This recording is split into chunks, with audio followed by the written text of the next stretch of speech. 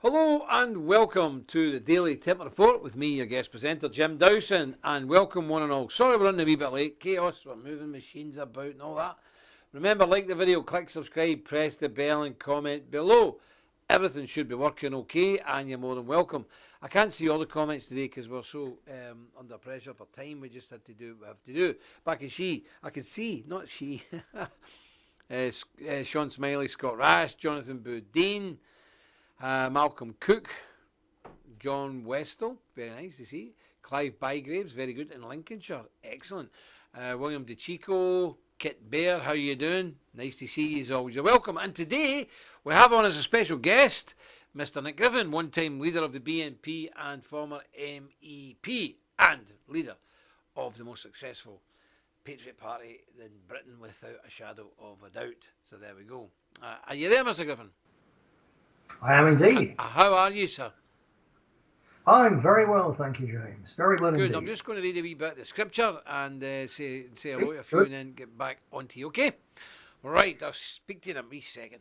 Right, Bruce Samuelson, how you doing? Nice to see you. What's Bruce asking? Stimulus? I don't know. We don't get any stimulus in this country. No, sadly. Okay, I want to read a wee bit from Proverbs chapter 21, verse 23. This is a very important thing to remember, and it's something that the internet world has knocked out of people. So listen. So this is verse 23 of chapter 21 of the Proverbs. Whoso keepeth his mouth and his tongue keepeth his soul from trouble. So watch your mouth, watch your tongue, be careful what you say, because you can get in trouble. And it's the opposite message, isn't it? What we get now, people just say anything on the internet and they say all sorts of crazy stuff. But listen, whosoever keepeth his mouth and his tongue keepeth his soul from trouble. It's a very, very good proverb and one you would do well to remember. And we know the Lord will add his blessing to this, the public reading of his own infallible, inspired and inerrant word. Amen and amen. We like that. Now, we also have to start the show by sending our condolences and our heartfelt sympathies to the latest shooting there in America. I think it was at Boulder, Colorado. 10 people killed. No idea what it's about. If anybody has any idea, please feel free to tell us. But our thoughts and prayers go to the families of the deceased, their loved ones, wider families who are suffering such a tragic loss, and of course to the law enforcement officer who lost his life in that horrible incident. No doubt the left will use this as another excuse to get the guns off people. It's not guns that kill people, it's people who kill people. And taking the guns off the good guys just leaves the bad guys with guns because they ain't going to give them up because they've got them illegally anyway. So it's the stupidest idea ever. And all you're going to have then is a load of bad guys with guns and good guys with no guns. And remember, as my granny used to say, the only thing can stop a bad man with a big stick is a good man with a big stick. In America, it's guns. So the only thing that can stop a bad man with a gun is a good man with one. And the sensible people know that, but being left is some kind of mental illness, so they don't understand that. So they'll use it much against us, as you well know. Let's bring Mr. Griffin in and see how he's doing. Mr. Griffin, how are you today, sir? Oh, he's gone. I don't hear him. Oh, don't hear you. You're on mute. Mute. I'm not on mute now. Right. I'm fine. How are you? Well, sir, what have you got for us today? What's happening in the world? What have we got? Well, piece of news, first of all, on the Boulder business. I was just looking there. That's why you lost me for a moment. I was looking to try and catch the fella's name. I say fella, the monster who did it. And rather inconveniently for the left, it's a Muslim immigrant who's lived in America a lot of his life. There it's there. So his name is Ahmed Al-Awili Alisi. Pilgrim Father, obviously. Yeah, I guess that the left will still try to say it's guns. You could equally argue it's immigration or it's nothing to do with Islam. Because I had to say that because we're on YouTube at present. So if you honestly say it's nothing to do with Islam, then, it might be guns, mightn't it? Obviously. Who can tell? Guns have got a life of their own. The guns do that, you see. You upset a gun and it'll go after you, you see. It will. I've had it myself. Yes. We'll wait and see quite how the left. We've got a picture of this, this good. fine American gentleman. There we go. There he is. So we'll see how the Democrat junta managed to spin this one, because certainly it's going to be a little bit tricky. Initially, people were saying, "Oh, it's an unnamed white male," just from the pictures, but clearly not. So, yeah, no doubt. Well, it won't be. Put it this way: there'll be nothing like the hysteria about it under these circumstances than had that been an ordinary white American Joe. That's for sure.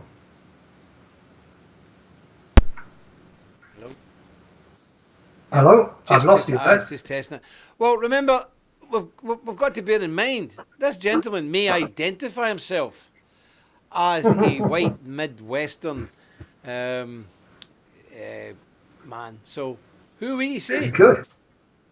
Indeed. I'll tell you this, though. If he suddenly identified himself as a woman, this would not be a killing by a woman. No, absolutely not. Not at all.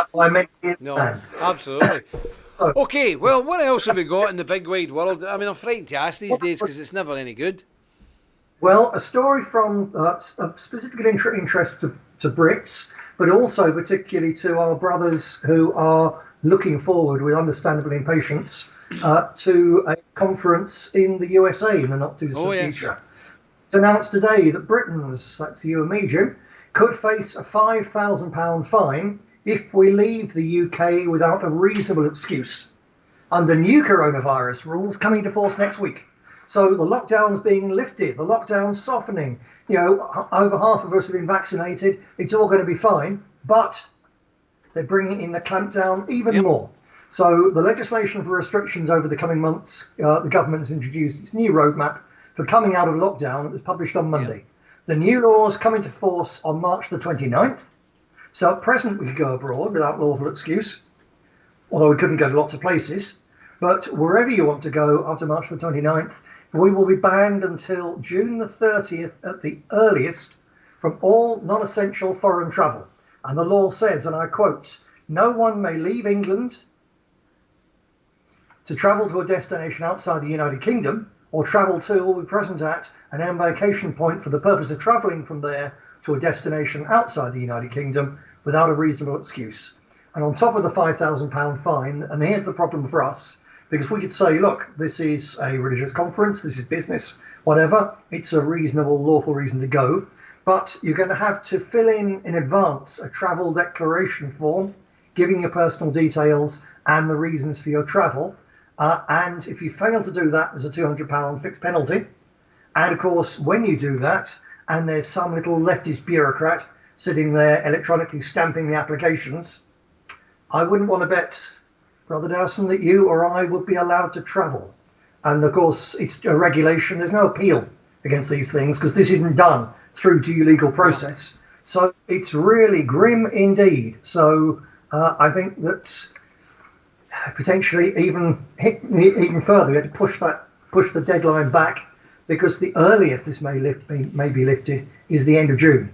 And Boris Johnson's already saying there's a third wave now sweeping Europe. And even though everyone in Britain who's remotely vulnerable has already had a jab, and they're jabbing lower and lower, they're getting into the range now when you've got more danger of being run over by a bus going to the vaccination centre than you have from COVID, even if you take their figures as gospel.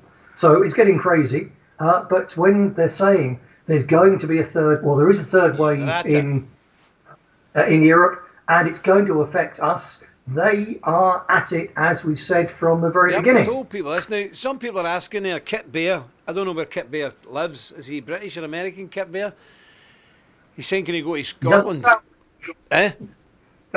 He doesn't sound British. Sounds American to me. Could be. Can he go, I hesitated, Jim, over the wording of that as I read it, because it said he can't leave England, and then it talked about embarkation points in the UK. So I don't know, since when was England different to Scotland in terms of flying to America? I don't know, but you have to read it in the way they will read it, and that is that you can't leave the UK. Now Kit Bear says he's Scottish. Can he go? Well, what do you mean? Can you go to Scotland? Are you in Scotland? Where are you, Kit Bear? Where are you right now? If you're outside the UK, the answer is no. You can go, but you'll be in isolation. You'll be locked up for a couple of weeks. That's if you've got all your stuff. But if you're in Scotland, you're already. Kit Bear, he's living in England. Yeah, you can go to Scotland, brother. Aye. definitely. But you can't lease. No, but you can't go anywhere else outside the UK. And I seen Joseph Taylor saying this law is unlawful. Bet your life. Yeah, of course it is, but they're still going to do it. And it's like, never get trapped into the you know what we call that UK column mob. According to the Act of Settlement, 1689 or whatever it was, the Glorious Revolution and all that we had. There's a bit in there that says that Protestants in this country not only have the right to bear arms, they have a moral responsibility to bear arms and keep them in working order in case they're called upon as militias to defend the realm. That's in it. Now, I would challenge you, go and try and do it. You go and try and walk down Piccadilly or Sauchiehall Street with an AK-47, see how far you get. You'll be dead or you'll be locked up for 15 years. So we've got to be careful. Yeah, it's unlawful, but they're going to do it anyway. They're going to do it. So, yeah.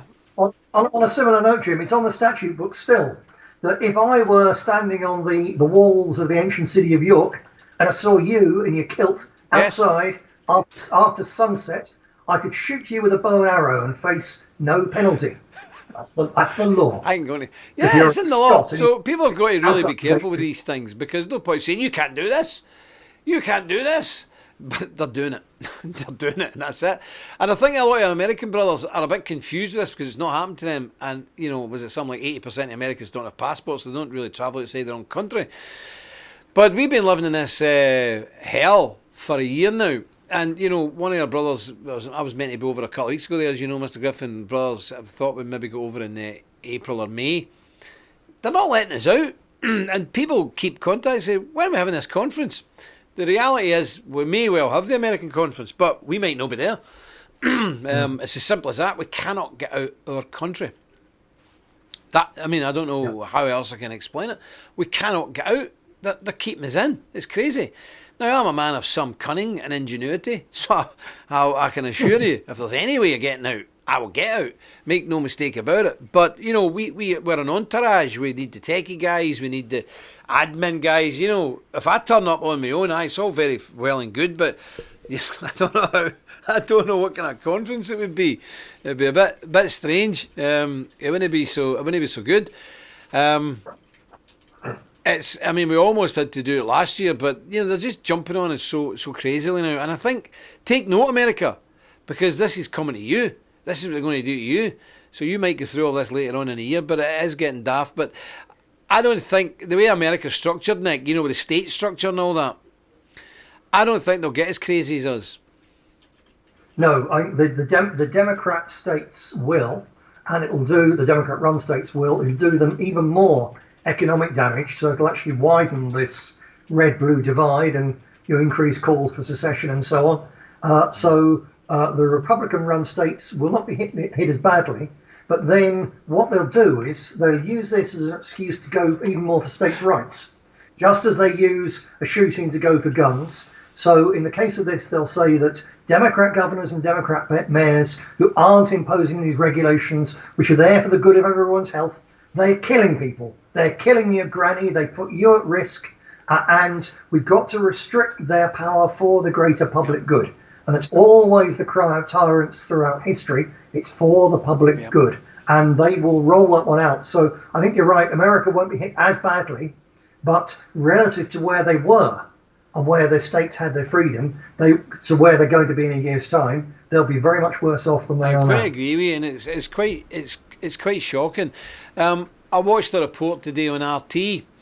I only watch RT and Al Jazeera. It's the only places that tell you the truth. And what Americans are not getting shown is these massive crowds flooding in from Central America because Joe Biden, the fool, said, yeah, come, you're welcome. There are thousands of children lying in these tinfoil, these emergency blankets, they're tinfoil.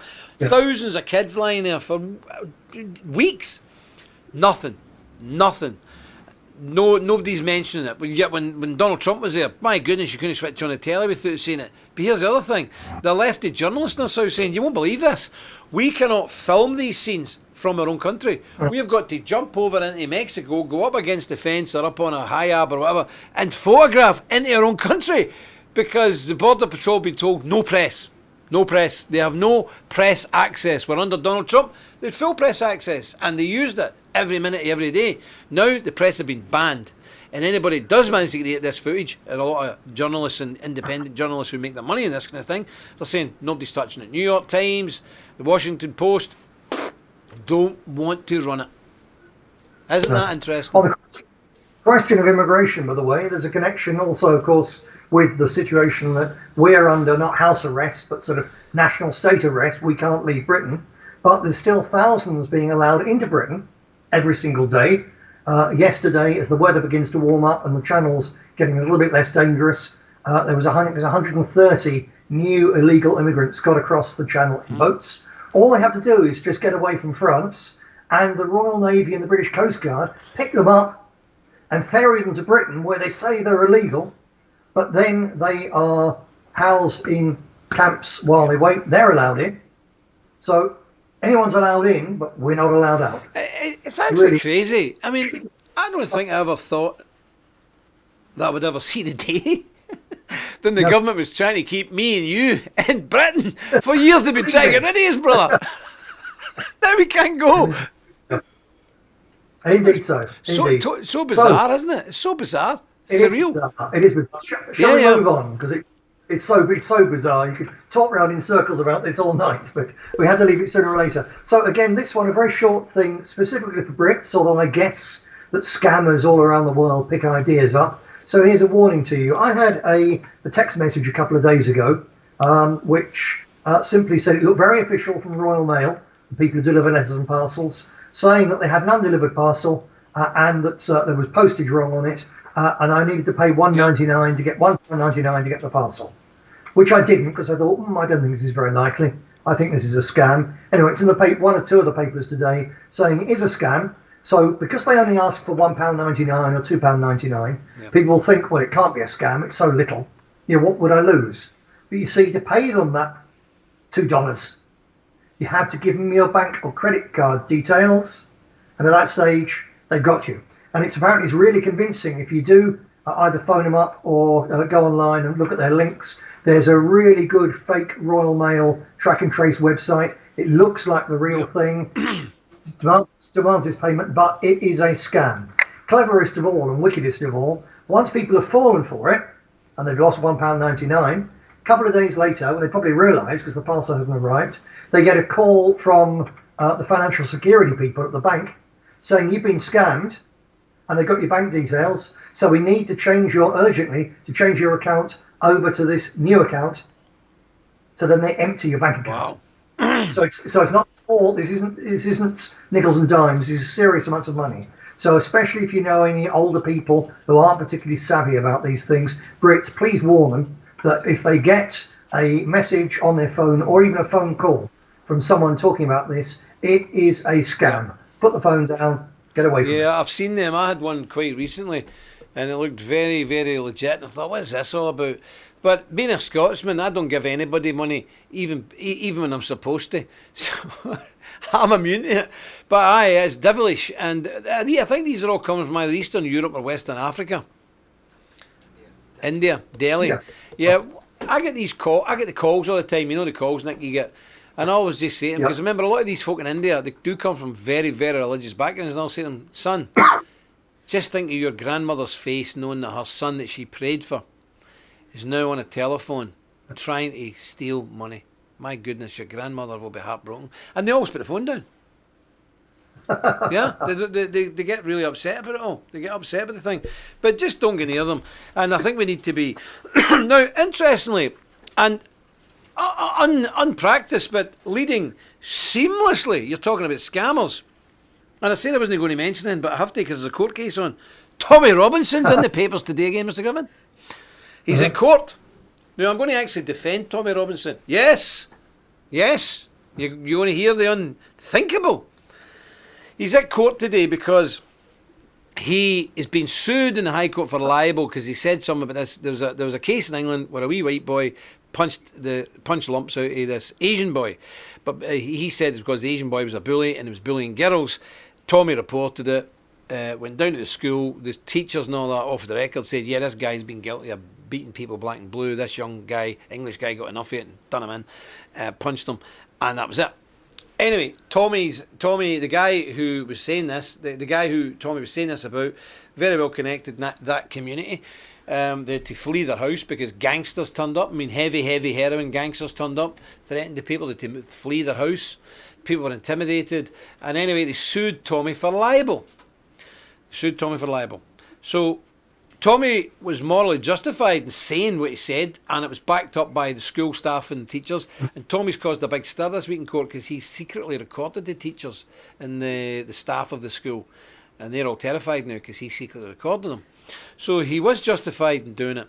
But here's the thing, and I was talking to you today, Mr. Griffin, several years ago, ladies and gentlemen, I said, when Tommy Zionist friends are fed up with him, and they want rid of him, he's served his purpose, or the plan didn't work, they have to destroy you. So be careful. Any of you want to go and work with these dodgy people, this is what they do to you. They cannot leave a young, white, working class, semi-patriot guy running about with a couple of £1 million in his pocket. No. So when they're finished with you, they need to make sure you're finished. So they will leave you in the gutter where they found you. And I said, what they will do is they will encourage Tommy to fight a libel case. Do you remember, Mr. Griffin? They will encourage Tommy to fight a libel case. And they'll encourage him because libel's nothing to do with justice. It's got nothing to do with right and wrong. It's whoever runs out of money the quickest it loses, and whoever can keep the fight going wins. It's nothing to do with, I can prove this. It's got nothing to do with private lawsuits. Nothing. People need to get this through their head. We've seen a guy in the BNP, somebody said something terrible about it, and he said, this is wrong, so I'll fight it, as your indignation would lead you to do. Stupidest thing ever. And if I remember right, Mr. Griffin, that guy lost his house, never 800 grand or something. He was in a London Assembly, I think, at one point. Yeah. Richard No, Barnbrook, Barnbrook. He was the only one. No, he wasn't. No, he worked for Barnbrook. Oh, yeah. Yes. I think he ended up. now. Well, Tommy's legal bill at the moment is sitting at 600 grand, and I remember making a film last year saying, "No, I'm 100% right. I can prove I'm right. I can prove I'm right. I am not." And they said, "Look, give the guy 100 grand, he'll go away with his shyster lawyer." And I went, "No, I'm going to fight this." And I thought, "Oh, clear me." One part of me wants to reach out and say, "Don't do it, son. Just offer them 50 and it'll all go away, and that's the end of it." But I said 2 or 3 years ago, somebody will be sitting saying, no, you fight it. You're right. You fight it. So he turns up at court this week. None of his entourage, no minders, no hangers-on, no bouncers. Because remember, you're the best guy in the world when you're buying everybody a drink. When you're not buying anybody a drink anymore, you have no friends. Tommy's learned that. He's walking along the street like a wee puppy dog, all alone, no minders, nothing. And he's no lawyer, no barrister, because he can't afford one. He owes his other one that much money. And they're looking to pull 600 grand out of him. I said this 3 years ago. This is how they operate. So they will leave him back at the bus stop in the ghetto where they found him. They've now finished with him. And I just think it's tragic. And I wish people would listen to people like me and people like Mr. Griffin. We're old hands. We're old war horses. We've seen all this. Mr. Griffin, have you seen all this before, brother? I've seen it all before, absolutely so. Even when people win libel cases, certainly in Britain, you can win a libel case, then the judge and jury decide how much you should get. And they can say, well, you won, but your reputation's so bad, Mr. Griffin, Mr. Dowson, Tommy Robinson, your reputation's worth a fiver. And no costs. I was told my reputation was worth nothing. Even if you win the costs, even if you win and you're awarded costs, they're then taxed down, which means you probably get about 60% of what you've actually spent. The only people who win in legal cases are the lawyers. It's as simple as that. And as you say, when these people use somebody, big them up and then they knock them down, it's that. But it's also exactly the same system, the same problem that I've talked about when I said it's one of the reasons, one of the many reasons, there's no electoral road out of this mess. Because the powers that be and the various big vested interest groups have now absolutely perfected this, what they call lawfare, using the law as an act of war. Doesn't matter if you're right or wrong, as you said, Jim, it's when you run out of money. And you can bet your life that you'll run out of money before they do, and that's it. They have screwed you. So it's a shame for Tommy personally, but as you say, you said it. It's not like you said it privately to me. You warned publicly, I warned publicly, to him as well, saying they're going to screw you over. Big time. I know he knew better, so now he has to pay the price, and hopefully he'll come out of at the end a poorer but a wiser man. So, Chris Roberts was that guy's name. Somebody, Fabia Brown just told us Chris Roberts. Yeah, that's the guy's name. I remember him now.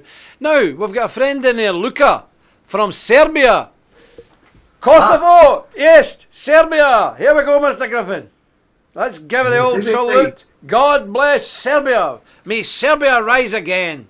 Yes, Serbian people are very welcome in here. I am speaking English, in case you're wondering, my Serbian friend. It's a form of English. But yeah, well, I think we have to be, I think always can take lessons, and God allows things like this to happen now and again for us to learn not to be sucked into that. I mean, I've been called the most vile things you wouldn't believe, accused of being a convicted rapist and a paedophile, and you name it.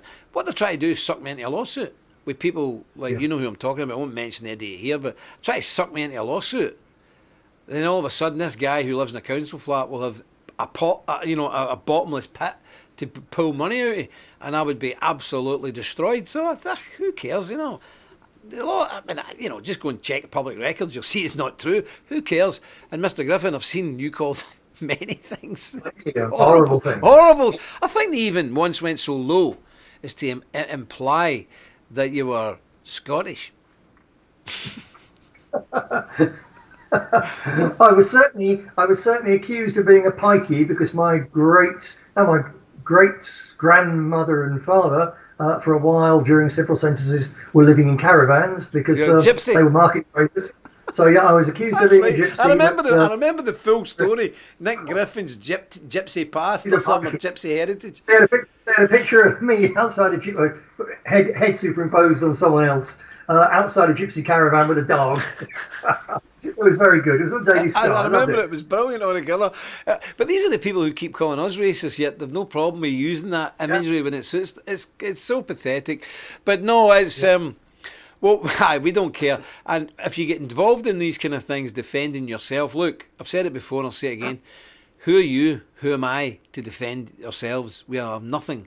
We become fools for Christ's sake. We become men of no reputation for the sake of Christ Jesus. It doesn't matter what they say about us. It really doesn't matter. And if it bothers you that much, you're in the wrong game. And, you see people now, if they don't get, what's that thing that they do? Respect. If they don't get the respect, they go mental. It's pathetic, and just get on with what God's given you to do, and don't worry about what the scumbags say and what the trash say. It doesn't matter. You're never going to. What do you think if you come and be nice to them? They'll say nice things about you. Listen, and this is a war, and then an all-out war, a total war. Ask for no quarter and give none. That's the way it is. That's it. Just don't be surprised that people want to kill you. Literally kill you, because they do. So calling you a few names is the least of your worries. And Mr. Griffin, more than any man I've ever met in my life, and I'll say to Mr. Griffin, he has handled this better than anybody I've ever seen. Yep. I used to get upset. I learned from Mr. Griffin. He says, stop looking at this stuff. Don't bother about it. But I used to go wild. Do you remember, Mr. Griffin? I used to get myself wild. I remember. Yeah, you were licking the windows. Beyond any help, you were crazed, completely barking mad. Every minute of your waking day taken up by this. And want to fight everybody. Yes, it's just crazy. So the lesson is just don't bother with it. And people say, but he's saying something about me in this Facebook. Here's the thing: don't look at it, delete it, get off it. Unless he comes through your door and hits you over the head with a mallet. He's of no consequence, or she's of no consequence to you. If you don't look at their stuff, you don't know it exists. So it is stupid sometimes, but we have to be careful because people keep talking about before mental health and all that, but it's not. I've never been affected with any kind of mental problems, which somebody's once pointed out to Mr. Griffin. It's because you are mental, Mr. Dawson. Now I see there, Fabia Brown says here, I was in the BNP before NF was leader. I don't know who Fabia Brown is. Do you know? Probably means before NG was leader, I expect. All right. So that's a typo. I don't recognise the name. Don't know the name. Well, you're very welcome in anyway. I don't know Fabia Brown if that's your real name or a pen name or whatever. I'm not sure. Yeah. I was saying that before Nick Griffin was leader. Yeah. Well, you're more than welcome.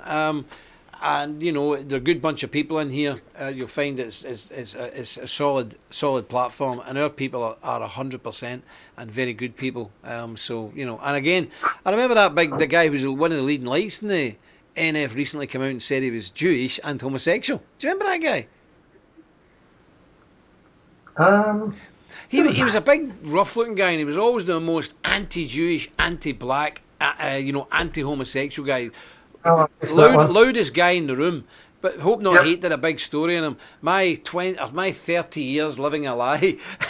No, what it means is he was a paid agent provocateur to say all this crazy stuff to alienate the general public. Now he's old, he's retiring. This is his payoff, and this was his swan song getting out into the normal world. Again, you've seen that before, Mr. Griffin? Seen it many, many times. Every time you had someone, the noisiest ones wanting to take the most extreme position, which when you're trying to fight elections is particularly barking mad.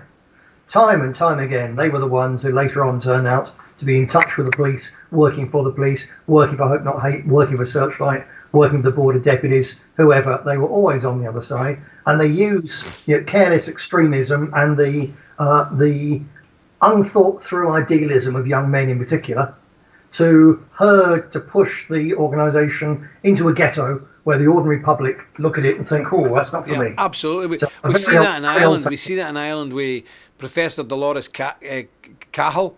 She's ranting and raving about 5G and all sorts of weird and wonderful things. We've got that other Gemma O'Doherty. She is, I mean, listen, she's fooling nobody. I don't think she's as crazy as she says she is. They're talking about bleaching children's anuses and, oh my goodness, and when 5G switches on, you'll turn into a zombie. I mean, this is serious. I mean, she used to be a journalist for the Times. Used to be. I mean, she's so wacko. She's so mental, so crazy. All of these people are, that normal people look at the right wing in Ireland and think, no thanks, because it is barking mad.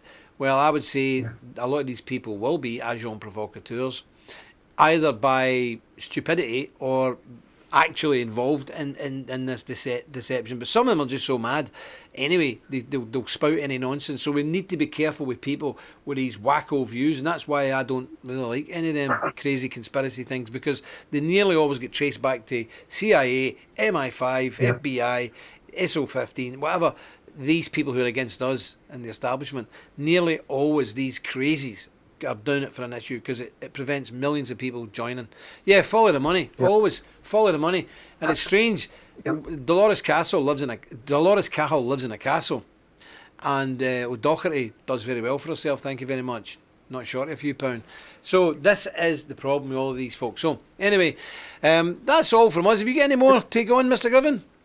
Just a quick one. We talked a lot, which is really of relevance more to Britain than we normally do, when a lot of our audience are Americans and Canadians. So just a quick one here. I noticed today that a new bill, one of the first bills of the Biden-Harris regime, HR 5, which they're pushing through, amends the Civil Rights Act. Now, of course, the Civil Rights Act was supposed to be about racial discrimination and so on, but they've added sexual orientation and gender identity to the list of protected citizens for offences. So this is protected classes for public places, accommodation, education, housing and unemployment. And it's being discussed at present, and two of the panellists before senators discussing this Equality Act, one of them, she's a journalist and researcher named Abigail Shrier, and this is what she says: any organisation or any school that held to a biological view of sex as part of its religious belief would come in the crosshairs of this new anti-discrimination law. And US Senator Tom Cotton, who's a fairly decent Republican, warns that millions of Americans will be treated as second-class citizens and threatened with lawsuits simply for believing that men are men and women are women. Again, we come back down to the lawfare problem, that they can't take away the First Amendment right to free speech, but they can open the door so that you've got the right to say it, and then someone else who's massively backed with funds has got the right to sue you for it. So you can say it if you want to lose your house, if you want to lose your business, if you want to lose your wife and kids as a consequence. Otherwise, keep stum. So it's a really serious problem. There's really no doubt, I think, that law will go through, and it'll put Christians and patriots under the cosh like they'd never thought possible. When it happens, don't get angry, don't get upset, don't think it's something really out of the ordinary. It's what we've had to live through for decades. We still function. It's not as bad as it seems, but it's going to make life difficult. It is, and it's the erosion of freedom, and that's the end of it. Okay, well, thank you very much, Mr. Griffin. God bless you. Thank you for coming on. If you don't mind, I'd like to get you on at the end of the week again, if you're free. Oh, excellent, yep. Very good. Okay, well, we're now leaving you to go and wrestle with crazy mining machines and electricity and things that I'm terrified of. But the techie guy seems to know what he's doing, so I'm just going to go and be his assistant, his Igor. So he's the Frankenstein and I'm the Igor. So we'll see what we come up with. Well, that's all from me. God bless each and every one of you, and thank you for some of the new people who joined us. You're more than welcome, and we hope to see you again. And remember, if the good Lord preserves me, I'll be here tomorrow. Until then, stick close to God. You won't go far wrong. Does vault.